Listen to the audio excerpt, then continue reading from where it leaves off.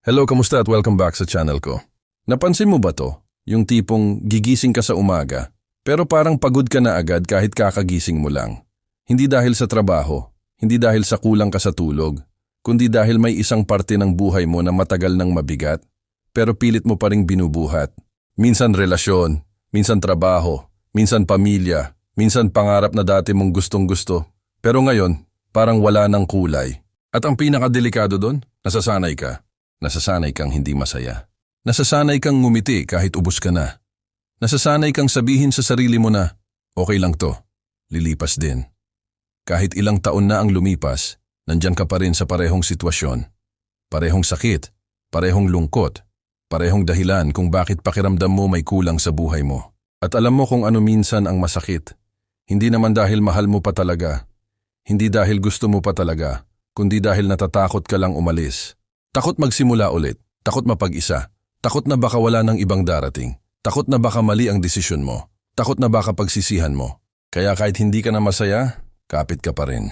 Parang lumang tsinelas na pudpod na, masakit na sa paa, pero ayaw mo pa ring palitan dahil sayang naman. Ang totoo niyan, maraming tao ang hindi trapped dahil wala silang choice. Trapped sila dahil paulit-ulit nilang kinukumbinsi ang sarili nila na ito lang ang deserve nila. At kung ikaw yung taong tahimik lang, pero gabi-gabi kinakausap ang sarili sa isip, ganito na lang ba talaga buhay ko? Pakinggan mo to. Kasi baka hindi ka tamad, hindi ka mahina, hindi ka lang talaga masaya. At malaking difference yon. Alam mo, may kakilala ako dati. Hindi siya umaalis sa relasyon niya kahit halos araw-araw na siyang umiiyak. Tinanong ko siya minsan, ba't ka pa nagtitiis? Ang sagot niya, kasi marami na kaming pinagdaanan. Napaisip ako doon. Minsan talaga hindi tayo kumakapit dahil masaya pa tayo. Kumakapit tayo dahil nanghihinayang tayo sa tagal, sa memories, sa effort, sa years na nilaan natin. Pero ito ang tanong, kapag ba matagal, ibig sabihin tama? Kapag ba maraming memories, ibig sabihin healthy? Kasi minsan, kaya ka lang nandyan dahil ayaw mong tanggapin na tapos na talaga.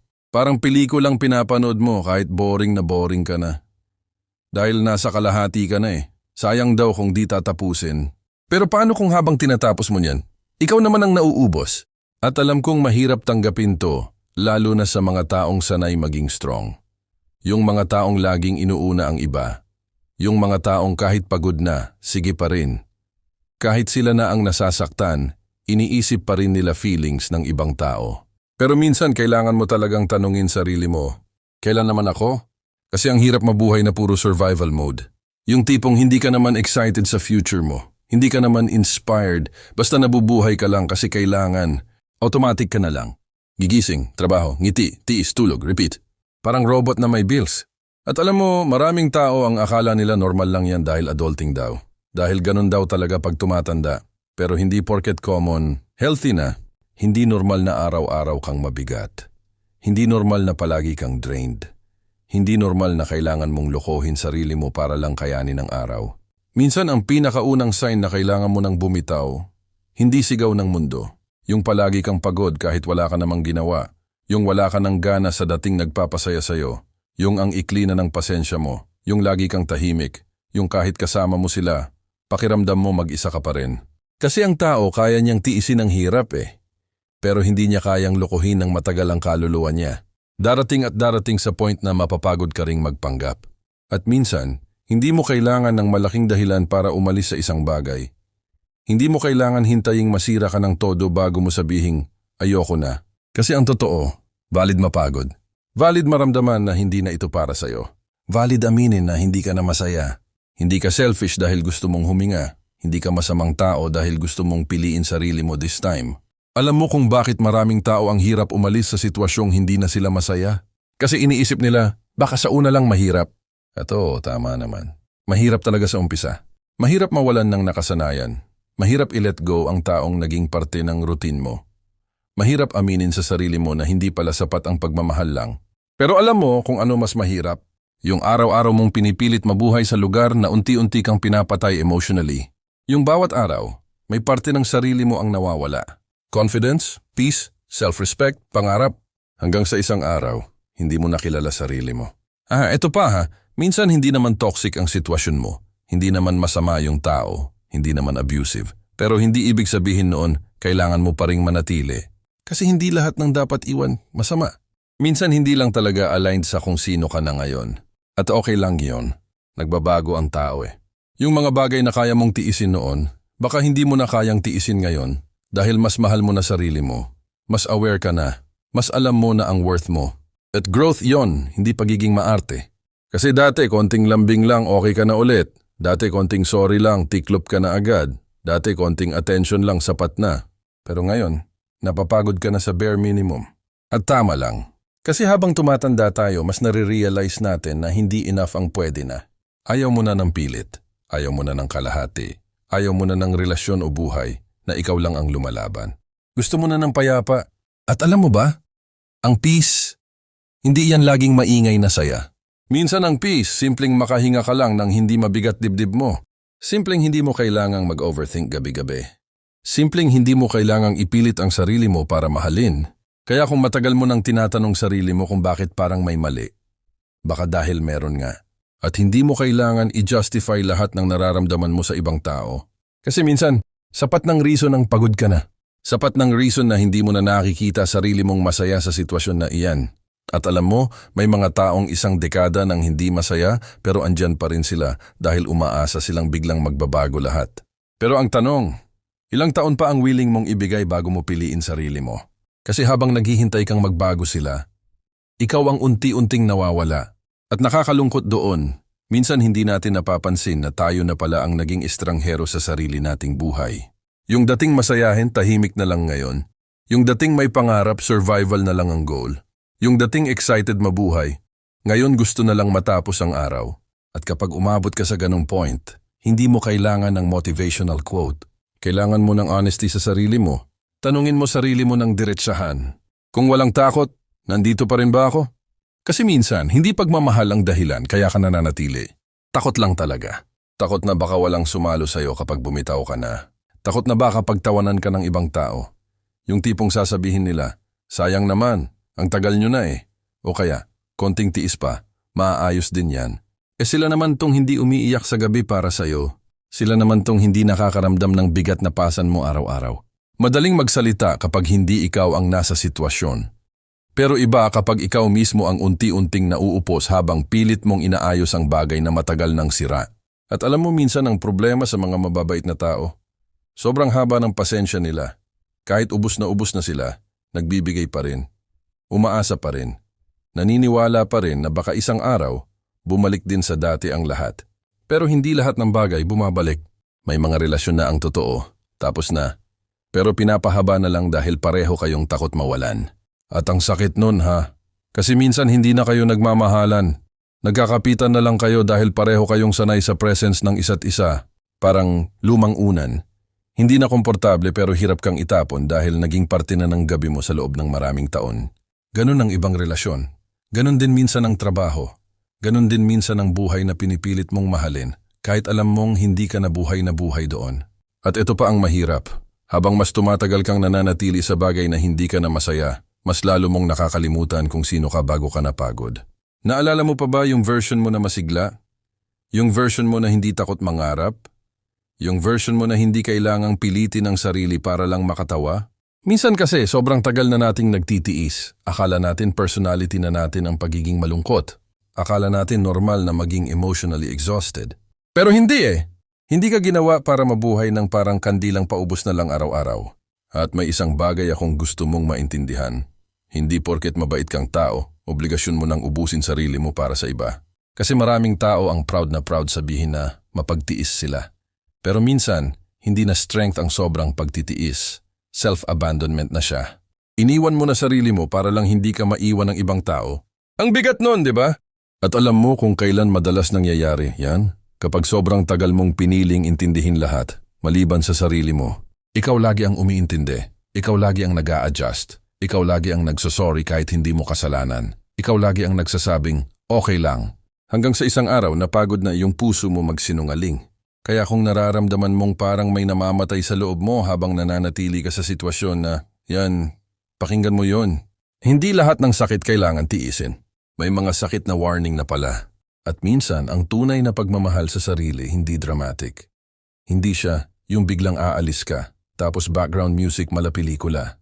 Minsan simple lang. Yung umamin ka sa sarili mo na hindi na talaga ako okay. At believe me, mahirap yan. Kasi mas madaling magpanggap na okay kaysa harapin ang katotohanan na kailangan mo nang baguhin ang buhay mo. Kasi once na umamin ka, wala ka ng excuse para manatili sa parehong sitwasyon. At doon nagsisimula ang totoong laban. Hindi laban kontra ibang tao, laban kontra sarili mong takot. Takot sa uncertainty, takot sa bagong simula, takot sa possibility na baka magkamali ka. Pero alam mo, kahit manatili ka rin naman, nasasaktan ka na eh.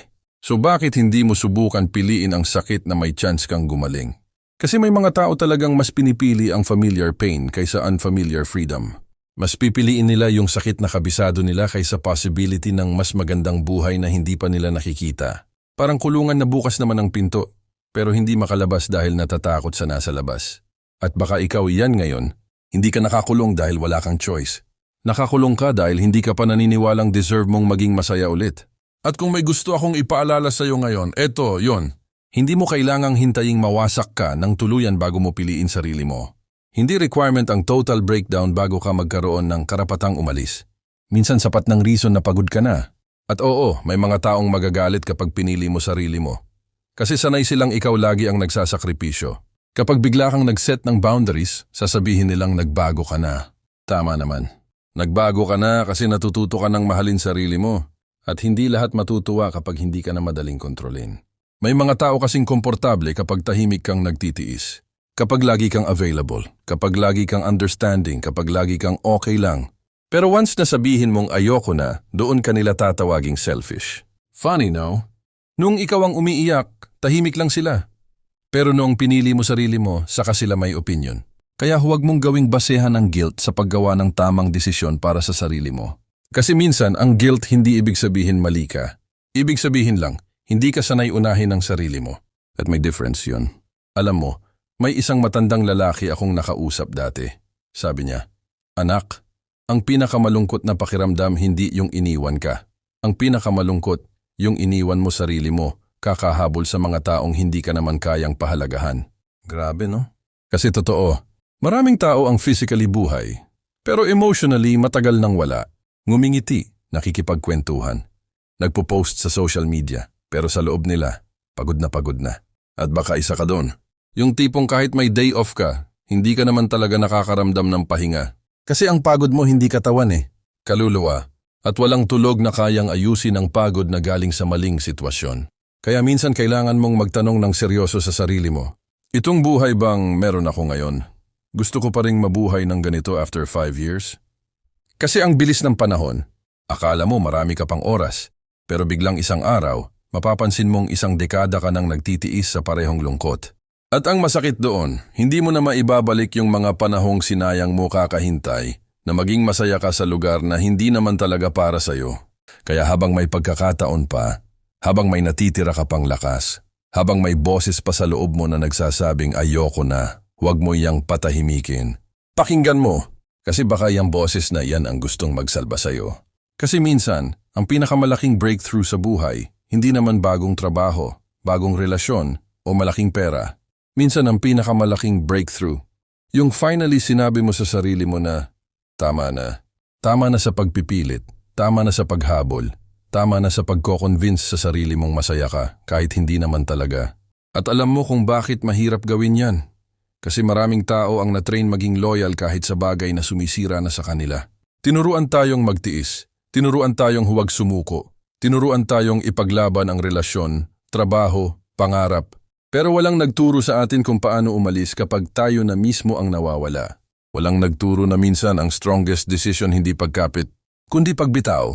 At hindi ko sinasabing lahat ng problema, layasan mo agad. Hindi ganun yon. Kasi lahat naman ng relasyon, trabaho at buhay may phase na mahirap. Pero iba ang nahihirapan sa hindi na masaya. Magkaiba yon. Kasi ang isang taong nahihirapan pero fulfilled, pagod lang. Pero ang taong hindi na masaya, unti-unti nang namamatay ang sigla. At ramdam mo yan eh. Yung tipong kahit may magandang nangyayari, parang wala ka nang ma-feel. Kahit may blessings, hindi mo ma-appreciate. Kahit may mga taong nagmamahal sa'yo, parang wala ka ng energy tumanggap. Kasi drained ka na. At ang isang drained na tao, minsan hindi na niya kailangan ng advice. Kailangan niya ng pahinga mula sa bagay na sumisira sa kanya. Alam mo, may mga tao na akala nila weakness ang pag-alis. Pero totoo lang, minsan mas madaling manatili kaysa umalis. Kasi ang pag-alis, kailangan mong harapin ang sarili mo. Kailangan mong tanggapin na may mga bagay talagang hindi mo kayang ayusin mag-isa. At masakit yun lalo na sa mga taong sanay maging fixer. Yung mga taong feeling nila responsibility nilang isave lahat. Pamilya, partner, kaibigan, lahat. Pero habang busy kang iligtas ang ibang tao, sino nagliligtas sa'yo? Kasi minsan, ikaw rin pala ang kailangan mong i-rescue.